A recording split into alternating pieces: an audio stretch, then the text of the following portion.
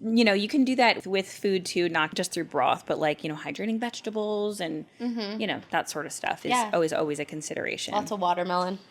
Oh my God, I love watermelon. I know in the summer it's the best It is thing the best. to get some water in. Oh my God, it's so good. I could go for some right now, honestly. Oh, I just ate the last of my watermelon. That's okay. Safe and warm, you're never really alone.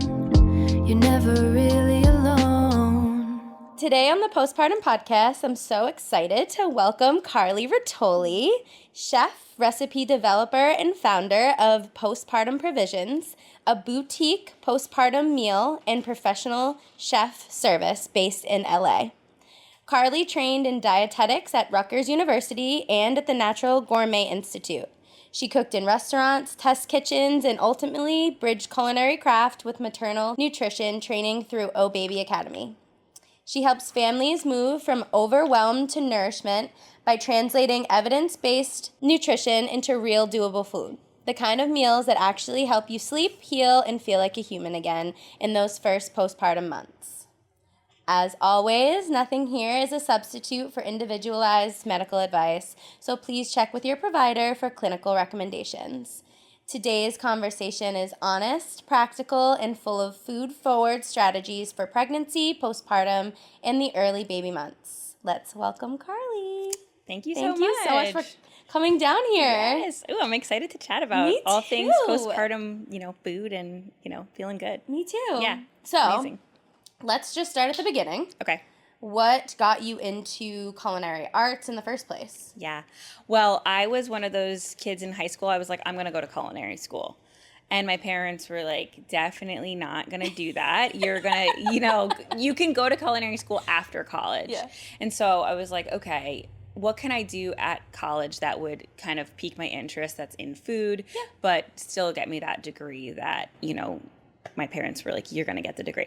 So I wound up going to Rutgers and getting my undergraduate in dietetics. And I was into it. I really loved all my nutrition courses, but I just knew that I was like not a clinical setting type of person.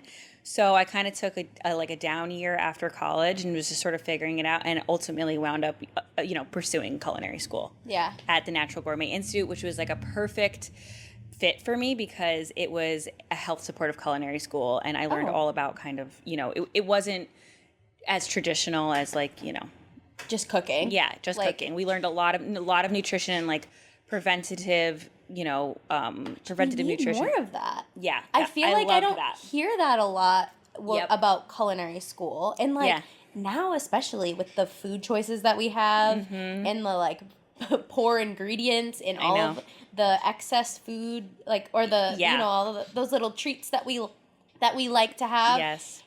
Yeah, we need to know like how to create those treats with like proper ingredients that aren't killing us. Yeah, like whole or causing cancer. Yeah, whole food based cooking. It was like very was very ahead of its time, and it had been, the school had been established I think maybe 30 or 40 years before I even went, and it was so cool. I really loved it. I felt like I learned so much, and I came out of it with a really strong understanding of, cooking for health and knowing how to make food taste really good, but just using like great ingredients. Yeah. I like to think that it's like food that tastes good and feels good. Yeah, I like that. So what, like, just starting off asking some questions around this, like, what are like a couple things that are easily switched for like good cooking that's more healthy? Like, how some people say stay away from seed oils or... Oh, sure. Like, is there anything that you personally have like traded tit for tat because you learned through cooking? I actually am I'm very much an add, not subtract type of cook and, nutritionist, however you want to phrase that. Yeah. Like, I like to, instead of restricting, I like to add something to make something more healthful. So let's say we're making meatballs, for instance. I don't think there's anything inherently wrong with meatballs, but what I'm going to do is I'm going to definitely fold in a good amount of veg into that meatball, so you're kind of getting 2 in 1. Or like, let's say I really want chocolate after dinner, which is every single night. I will, I'll be like, okay, I'll have a little bit of Greek yogurt and some frozen berries or something and the chocolate, and I'll kind of do that. So there's a balance, and I don't really do a ton of, I definitely eat everything, enjoy everything. Yeah. But I like to just add in like little boosts of All right. healthy ingredients where I can. I like that idea though. I've never really heard it in that like add not subtract. Yeah. And it's like, because you can always add more nutrients. That's how I feel. And I feel like it feels less, I feel like it's less stressful that way. Yeah. I don't do well with restrictive eating. Totally. Me neither. Because then you restrict it and you're like, well, you can't have that. And I'm like, well, that's all I'm thinking about eating now. Exactly. I did Whole30 a few years ago, and while I understood and I you know, it really did work, all that anti-inflammatory, I remember thinking like all I can think about is a piece of bread. You know, it just became that. Well, yeah. Sometimes that's all. Like my body, I'm not even wanting food. Yeah. Or I'm like, I'm hungry, and my body's like, bread. Yeah, yeah. Like carbohydrates. I need those. So 30 days with 0 bread, you're like, it's time. waking me up in the night. I'm thinking about it so much. Well, my husband doesn't eat a lot of sugar, so when we first got together, we did like stints of like cutting sugar out. Yeah. And I made it like a couple months a few times. Oh but, my like, gosh. I mean, that's impressive. A little added sugar here and there. No, I wasn't like super strict, but like I wasn't eating any dessert. Yeah. It was just fruit. Yeah. Things like that. But I'm like, it's hard. Yeah. I mean, one thing I definitely do in a lot of my postpartum cooking when you're asking for a substitute, I almost always cook with maple syrup. I know that's like still technically refined, but I like it. I know it has a little bit more of a, you know, beneficial natural taste to it. Yeah, I really like it. So I actually started cooking with maple syrup recently and like love. Yeah. Like the sweets that you make with it taste fresh. Totally. Like they don't taste like it has any extra refined sugar in it at all. I agree. And you can actually taste it. I was like, wow, this tastes healthy. I know. It's so good. Yeah, I even put it in my coffee in the morning. Hey mamas, it's Sammy. If you're listening to this and you're feeling alone, please continue to follow along. I record these podcasts every week because I'm passionate about getting you the right information. Whether it's navigating pregnancy or being in the thick of those younger years, we all need the right information. But if there's one thing I've learned, it's that knowledge alone isn't enough. It can't hold your hand at 3 a.m., and it can't tell you I've been there too when things get messy. And for that, we need community. That's exactly why I created the Postpartum Podcast Facebook group. It's the place where the information we talk about becomes real-life support. And it's where you'll find your community events, local meetups, and a village of women navigating these exact same highs and lows as you. So don't do this alone. Search for the Postpartum Podcast community on Facebook or click the link in my bio. I'll see you there, mamas. You've got this. You're never really alone. You're never really alone. Okay, so let's go back. Yeah. So after Rutgers, after you went to your culinary school, you started, like, how many years between, like, cooking did you start your postpartum? Yeah, I was probably cooking, you know, I worked in some restaurants. I worked at a ton of different jobs. I graduated culinary school in 2016, and I had my first postpartum provisions client in 2020, but it was very much a side biz thing. And I had gone through a holistic nutrition course because I wanted to get a little bit more specialized in prenatal, postpartum infant nutrition. Yeah. Something I was always interested in when I was in culinary school. I had that thought. I was like, I should do a meal service for new moms. I had been thinking that, but I didn't feel like I had enough information. Yeah. So I went and I got this certification through Oh Baby Academy. And really, I felt like it really gave me a great foundation to then kind of like be able to springboard off of and actually feel really confident in cooking for new moms in a way that was, you know, actually beneficial to them. And so, but in the last couple of years, I would say it's really kind of like ramped up, and specifically in the last year, I've really made it way bigger piece of the puzzle for me. Yeah. And what sparked that interest initially? Yeah. Well, my mom is a midwife. Oh, I love that. Yeah, and she kind of transitioned. She was a nurse all through my childhood, and she transitioned into becoming a midwife after she had my youngest sister via a midwife, and she was like, "This is sick. This is like such a cool option," and she wanted to do that. And my mom has like that good energy, like she won't be my midwife, but she's an amazing midwife for someone out there. She can be holding my hand. Yeah, she's, yeah. But so, and I think that made me aware at a young age of just even the term like postpartum and realizing what women are going through kind of after birth. You never even think about it. Like, No, especially as a child or like a teenager. It's not coming to mind. You just are like, no. I see your pregnant belly, the baby's here, and like, and that's it. We keep it moving. So it kind of gave me an awareness. Mm-hmm. And when I was in culinary school, I was working for a meal delivery service, and I learned so much from that job, and I really loved it. But I was like, I would like to do this, but with like the lens of new moms. Mm-hmm. That was literally 10, 11 years ago.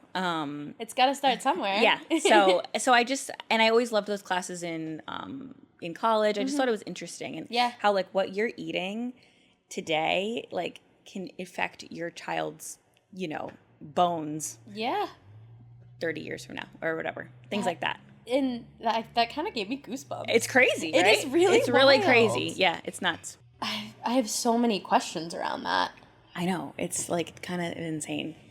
And also, it can affect you as the mom, like how you nourish yourself during and after pregnancy can really have a long-term effect on your health. So, it was just interesting to me. So you launched Postpartum Provisions in 2020, very small, and it's kind of started ramping up. So what is like a day in the life of that look like? A day in the kitchen. In the kitchen, exactly. Yeah. So are you doing all the cooking? It's chaotic. Yeah, I'm currently doing all the cooking. My goal is to change that in the nearest future because it's an undertaking. Yeah. And so the way that I have it structured right now is I'm only able to take on a few clients per week because I want to keep it kind of like personal chef adjacent, but it's not fully personal chef. Mm-hmm. But I only take on a few clients. I send out a curated menu and they have options to choose from within the menu. I prep everything, it's pretty much like all in one day, one big shot. And by the afternoon, I'm packaging things up and sending them out to my clients. And I'm assuming you're the delivery service as well. Within 5 miles of otherwise you gotta come get it. We figure out something else. We figure out another arrangement. But I'm figuring all that stuff out as like I'm sort of ramping up because it's difficult, especially in a city like Los Angeles. Yeah. It's getting around is not easy. No. So, but yeah, pretty much. You're like, I'll be there in 45 minutes. They're like 2 minutes down the road. Right. And then I have like other people's stuff in the bag. It's a whole thing. But we're figuring that part out. I mean, logistics comes with time. I feel like the longer you do something, the more easier it is. And then you're like, okay, that doesn't work. Let's pivot here. Logistics are the worst part of it. Mm-hmm. Yeah, for sure. I'm like, how does this... Anyways, yeah, it's boring. So how did you create your menu? Yeah, I really try to be thoughtful about the food that I'm creating for Postpartum Provisions because I want it to be two things. I want it to be really tasty and really nourishing. So, and I want it to feel somewhat familiar. So I try to take dishes that you probably already at least somewhat know or enjoy and tailor them to postpartum. And when I think about postpartum cooking, the things I'm considering are, of course, nutrient density. I want it to be really satiating. And like, I consider, okay, what if a mom only has 3 minutes to eat a few bites of this meal? Yep. Is she going to feel full within those like couple of bites she was able to get in? So that's something I'm thinking about. I want it to feel like grounding and easy on digestion. So those are all things I'm considering, and balanced. Yeah. So of course. Just that. No big. Yeah. I want it to be fun. Like I like to have fun with the menu and keep it seasonal, but also like a strong current of nutrition. So do you change? So I'm assuming you have your menu. Yeah. You have a certain amount of like, all right, say someone wants to just do three days of meals or 5 days of meals. Yeah. That there's like a difference. What I do is I have a standard base package. Yeah. So that's one price. And with that you get a breakfast. It's usually about like 4 to 6 servings of a breakfast. You get 2 entrees, usually about 6 servings of each entree. 2 quarts of soups and stew, which is usually about like 6 servings, and then like a little treat. And then from there, there's other options on the menu throughout the week. And so you can say, I want to get the second soup. I want to get the third entree. I want to get the second breakfast. Cool. And so you can, or if you're like, I want double time of the turkey tikka masala meatballs or whatever it is, you can order that. That sounds turkey tiki masala meatballs. We're making those today. Wow. They're exciting. Yeah. It's good. And by the way, so Carly came down to visit and join me today because we are cooking today. Yes. With one of my best friends because she's about to have a baby. Mm-hmm. And I'm so excited to be able to like see this whole process. Oh my gosh. And not only that, but like see how it affects her. I know. And how it helps her. Yeah. Yeah. I think that, and she's like super into health. She loves cooking. Amazing. So I feel like this is going to help her. It's honestly probably going to help me too because I'll probably bring her over some meals. Yes. So I'm like, which ones look good? I can just recreate. Yeah. Which will be great. And knowing that they're like nutritious. So when you were in this program, what did you learn? Like where... I know you obviously, I don't want you to take us through your entire academic program, but like what were like the main points where you were like, oh.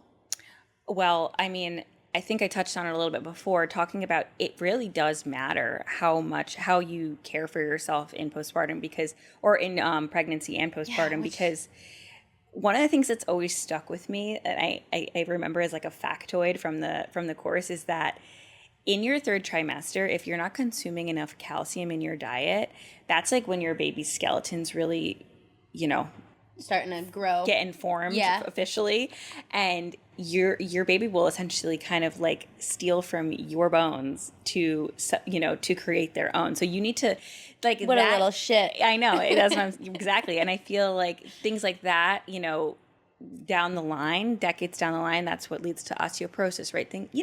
Just considerations like that where you think I'm eating enough calcium, certainly, and the body keeps the score. Yeah, in many ways, right? So just realizing how layered it all is and how much, actually having a well-balanced diet really helps both the mom and the baby. And also realizing that your body's kind of designed to it prefers the baby. Basically, it's like we're gonna give everything to the baby. Yeah. So it's really, of course, it benefits the baby, but it really benefits you and like I think your experience. Which I think that needs to be more like plastered places because I don't think moms realize that.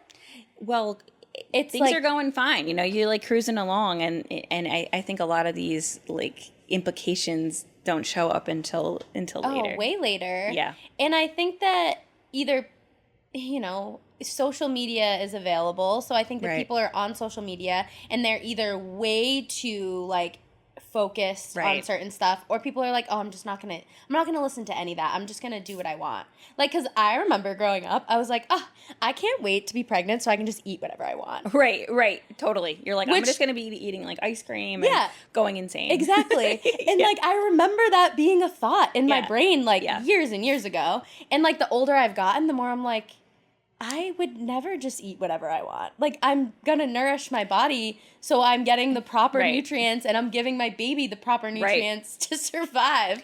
And it's funny that, like, as a kid, that's the stuff that you hear. You're like, oh, I'm going to have these cravings. I'm going to have to, of course, go nuts with them. Yeah. But on the same, like, note, I think that there's always a balance. Everything in moderation. Everything in moderation. But yeah, I do think it really is a time to, kind of be intentional, like take a beat and be like, okay, where can I sneak in some like omega-3s in my day? Yeah. That's going to help my postpartum brain. It's going to help my baby's brain grow. Like, Where can we sneak in some omega-3s? Well, guys, sardines. Oh, I've heard. Yeah. But, just any of your like fatty fish, right? You're going to find your omega-3s in fatty fish and things like mussels, oysters. Those are great places to find omega-3s. You can always supplement. Yeah, that too. Yeah. But like, I mean, whole food's always better than the supplements. So it's like, and it's more fun to eat too, Absolutely. right? Yeah. But like cod liver oil, I would say that is another thing I took away from my course. It was like cod liver oil. It was like, that's where you're going to be getting your omega-3s. Oh, okay. And it's a little intense, but yeah, I can smell it. I can taste it right now. Yeah. Yeah. Yeah. It's nasty. I remember I used to take this multivitamin that had like Yeah. it might have had something it makes like itself that. known. Oh, you would just like the fish oil burps are just not for the faint of heart. You're like, Apparently, if the supplement is of the correct quality, that's not supposed to happen as much. So oh, good. maybe So you could that write was into probably them. the cheap quality that when I was in college. That's another thing I'm like, learned. I could only afford the $25. Yeah, that's like, believe me, I'm not even taking any. So who am I to say? That's what I read in the notes. I was like, oh, okay. So is there any like snacks that you recommend, like Ooh, snacks. postpartum? Because I mean, if you know, if the mom doesn't have time to make foods, if they don't have time to get a food service, right? Like even just like small snacks, like if honestly, a little hack I love is on the fish note, like if you're down with fish. Tinned fish is a really, really great option. One of my personal favorite little like healthy snacks is just making like spicy tuna or like spicy salmon from canned salmon and like having those with little nori snacks. It's such like an on the go, on the fly, and that like is gonna like hold you down for a little while. That's a great tasty, nutrient dense option that I really like. What about for someone who's not a fish lover? Right. Yeah. I mean, I try not to go overboard with like little treats and snacks and bites for my postpartum moms, but it is a really calorically dense time. Like, it's like you're burning a lot of energy postpartum. Well, especially if you're breastfeeding, exactly. right? Up to 3 to 500 extra calories a day from breastfeeding, which is insane to think about.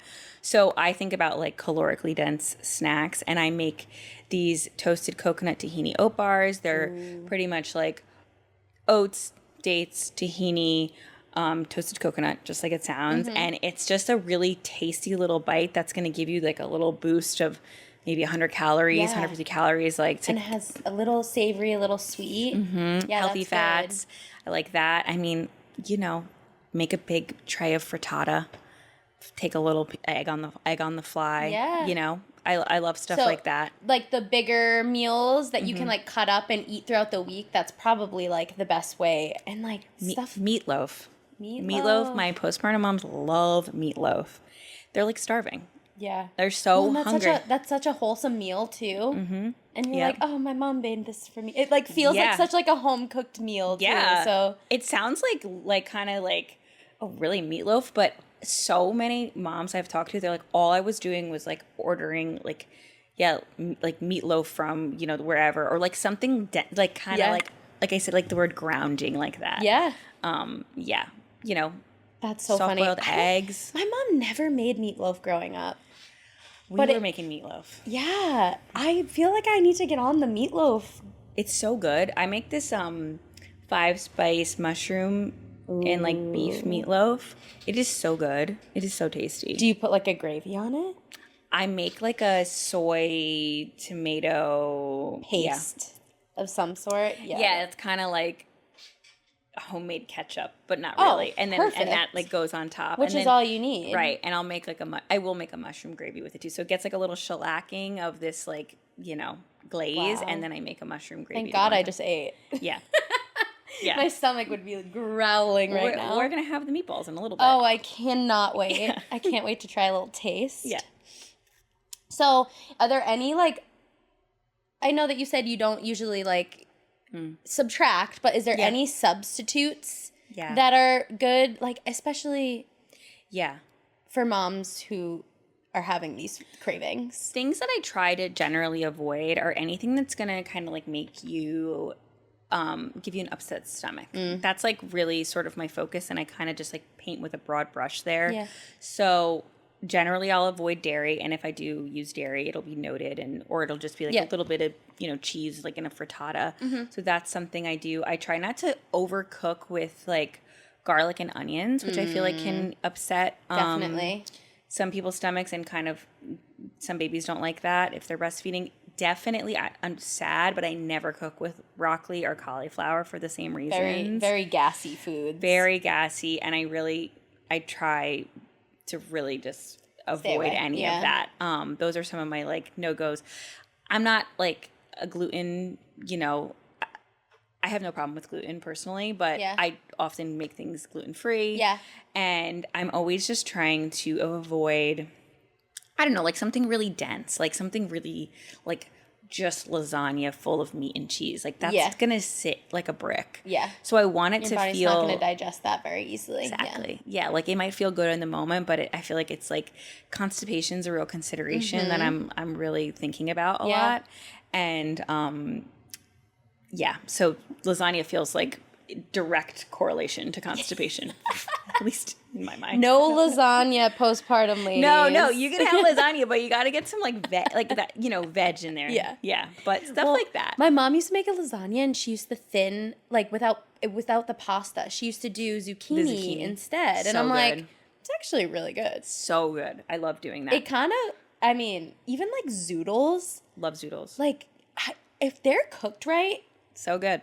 They obviously taste like zoodles, but like they trick my brain that I'm eating pasta. They get the job done. They like, really you can, do. Like twirl up some bolognese in that, and you're gonna be having a good time. So good.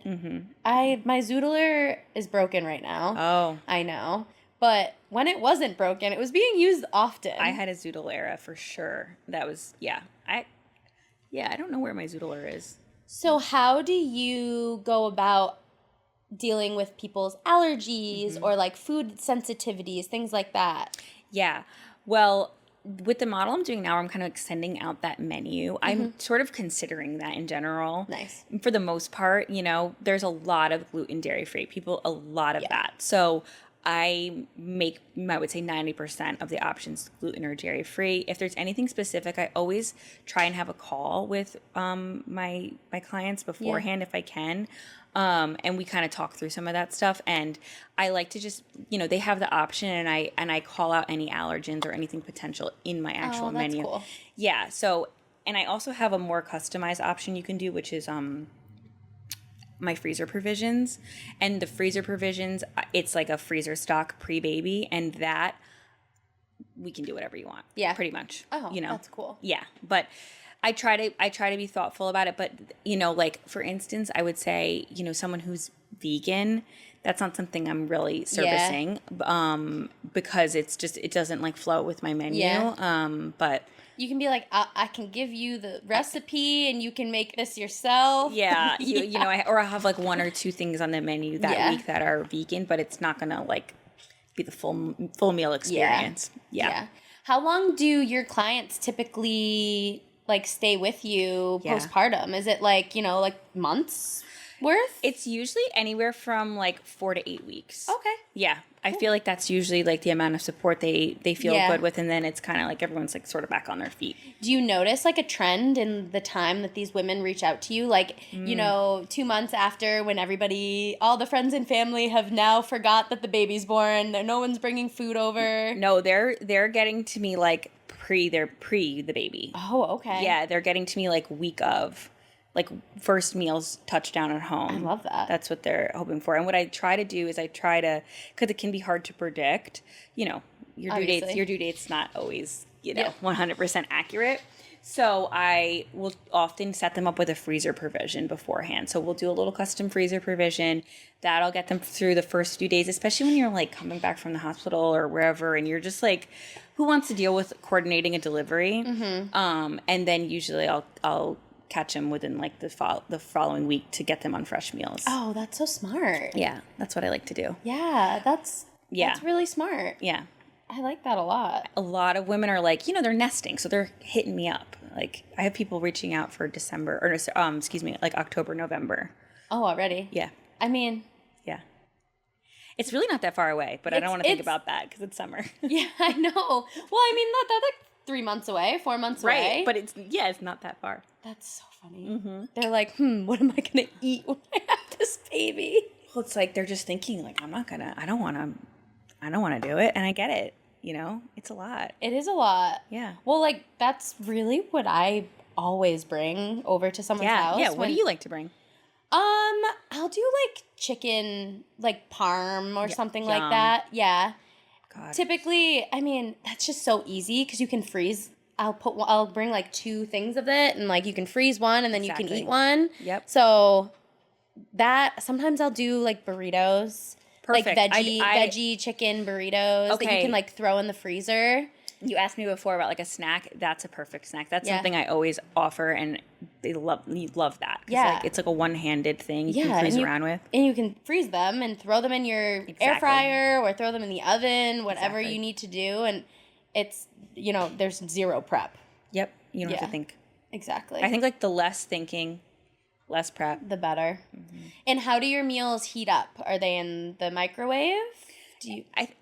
Definitely the microwave, stovetop, some oven, sure. Like I do, sometimes I'll offer like pot pie, and that's like a fun, that is. That's also really like homey. Yeah. That has like, you can pack with nutrients if you want. Yeah. But like, oh my gosh, it feels so good to sit down and eat pot pie for dinner. Yeah.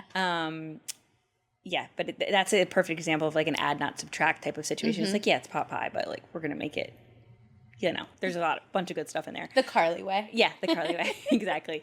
But yeah, up to them, and I package it in like these nice, easy to store containers, and trying to consider all of that stuff. Yeah. Yeah.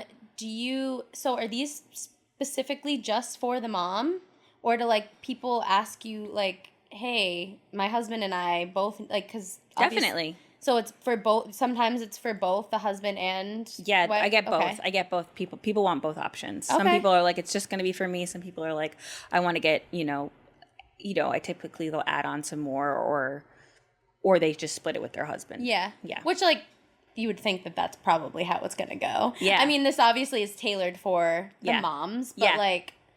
There's not. If you have a part, you're like, sorry, honey, you got to cook your dinner there's tonight. Nothing, I'm eating my postpartum provisions. Yeah, there's nothing like so. Yeah, of course, it's anybody can enjoy it. I'm living off of that's all I'm eating at home. Like me and my husband are like, whatever's left over, we're like, oh, that's what we're having for dinner tonight. So yeah, well, that's perfect. Anyone can enjoy it for sure. So it doesn't even feel like you're cooking for yourself. You're just like, oh, well, I'm cooking for these other people, and then I get to eat the leftovers. Well, sure, yeah, exactly, yeah.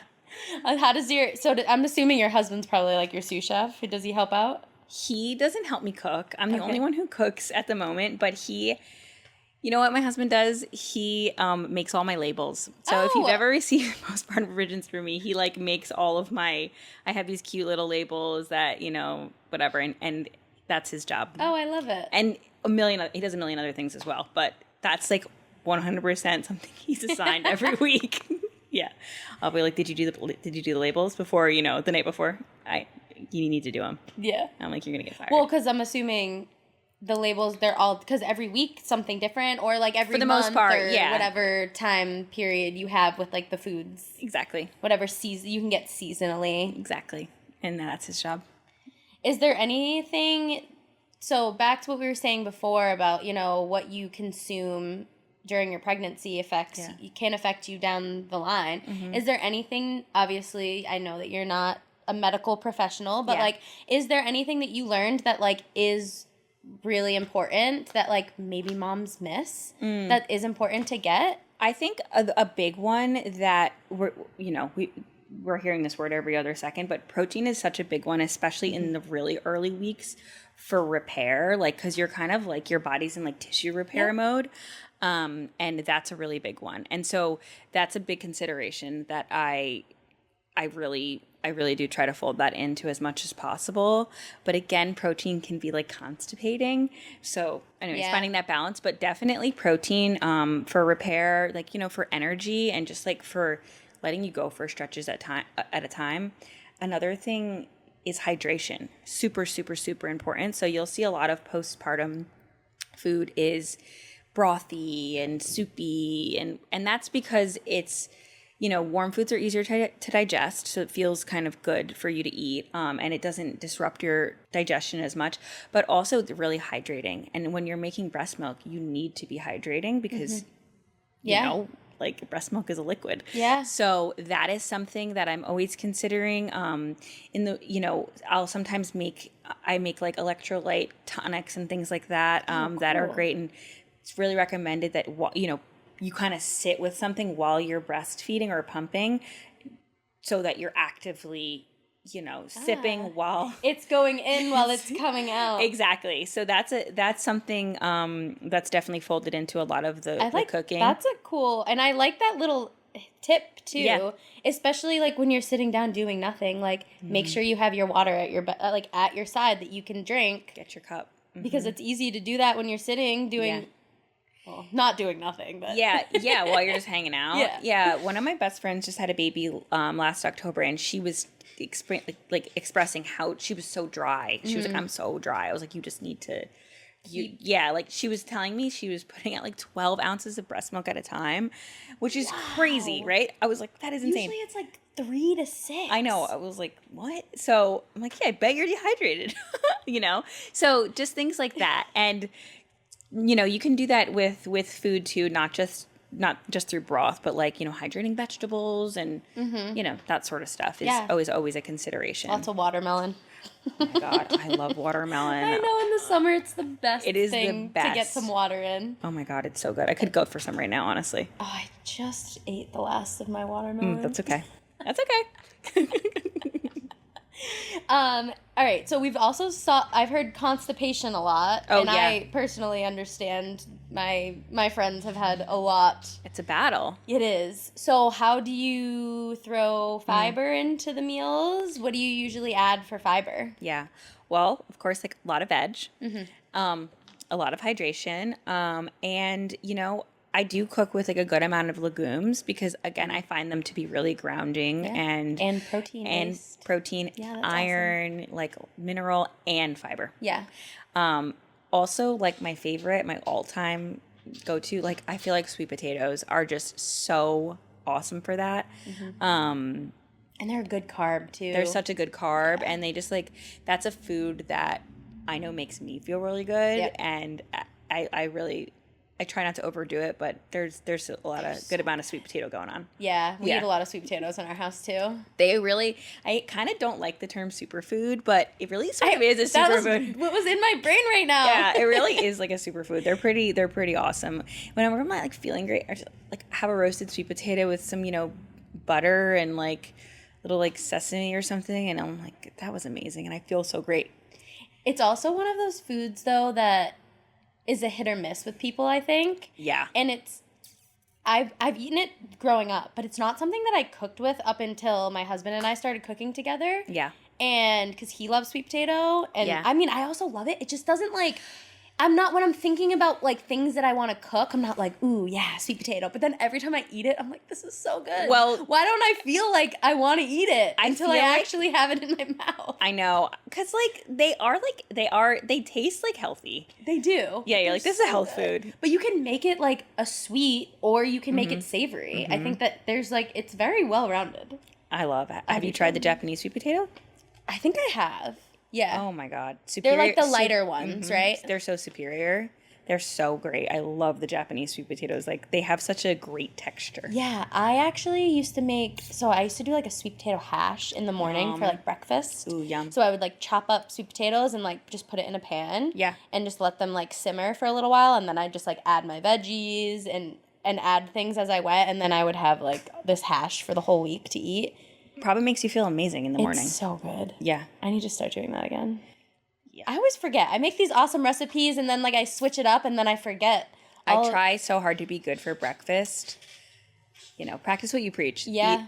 Not always easy to do. No, right? Especially when like you wake up and you gotta go. Like you're busy. Drinking a Chobani and like flying out the door like, see you later, Literally. And then scraps for dinner.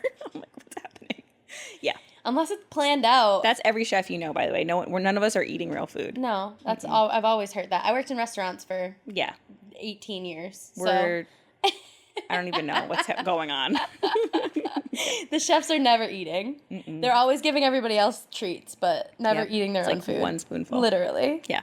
I lost my train of thought. I was going to ask you another question. It's okay. What are your favorite recipes to cook? Ooh. Like for postpartum? Yeah. That's a good question. Let me think about. I love to cook stuff seasonally. So when I can, because it is a little like you kind of are working within a framework.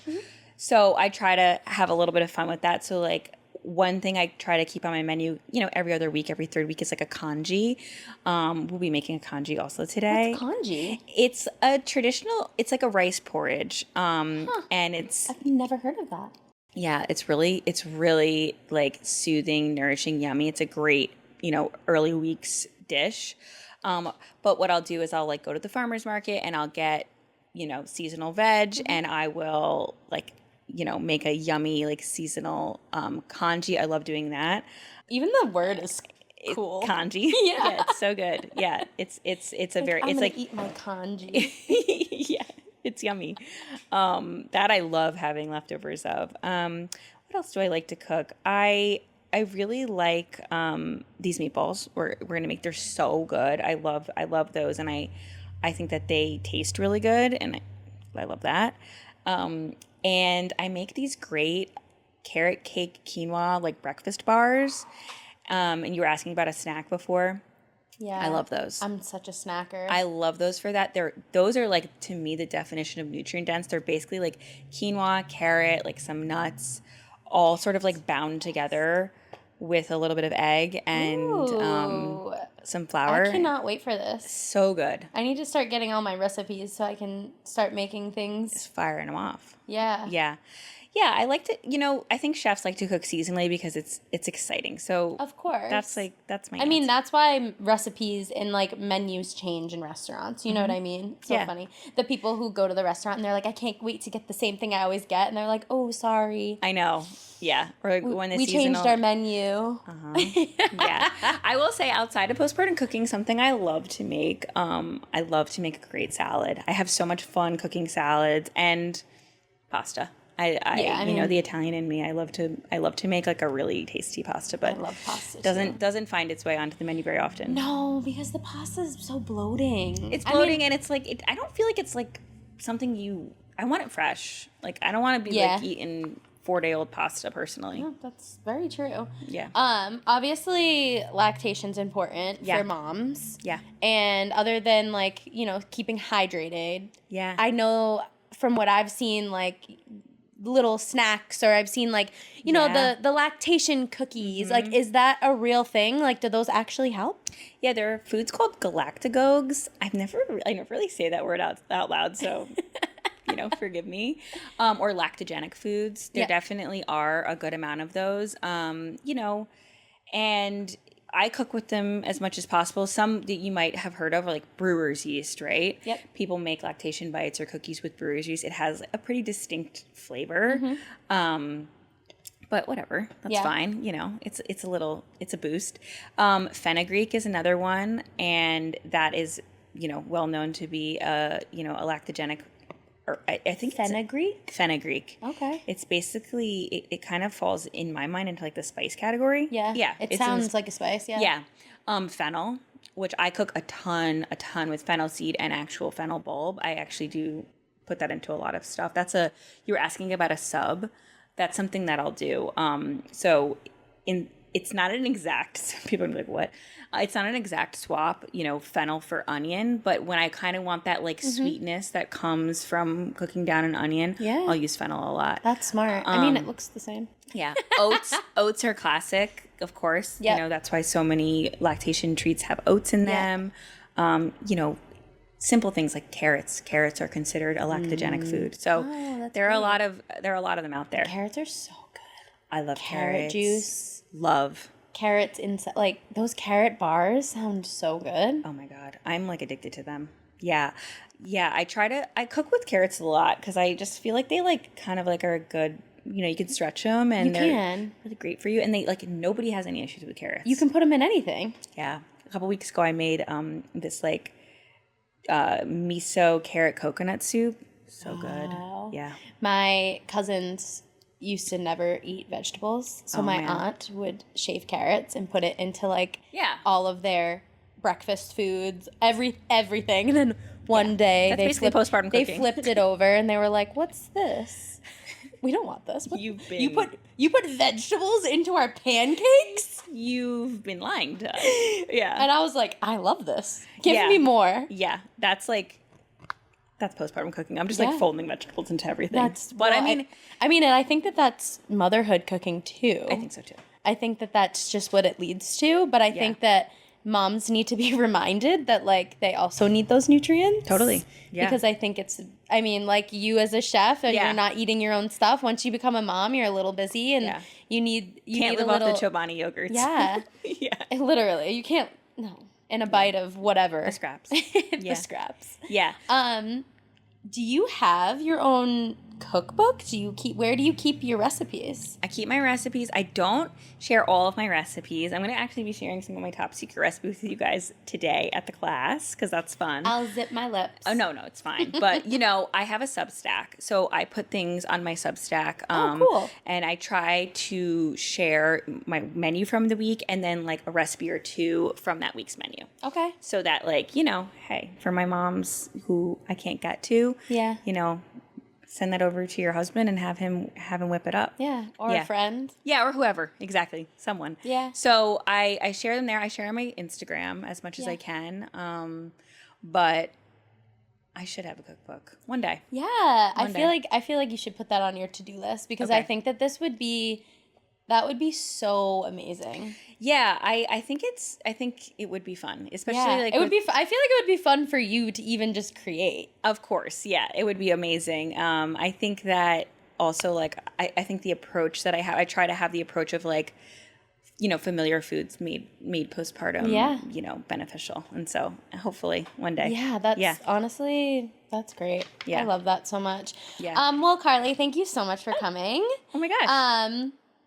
If anybody wants to follow Karlee, she's on Instagram. It's Karlee Taylor, and you have your own website, karleetaylor.com, correct? Karlee Taylor Food on Instagram and karleetaylor.com. Oh, love it. Yes.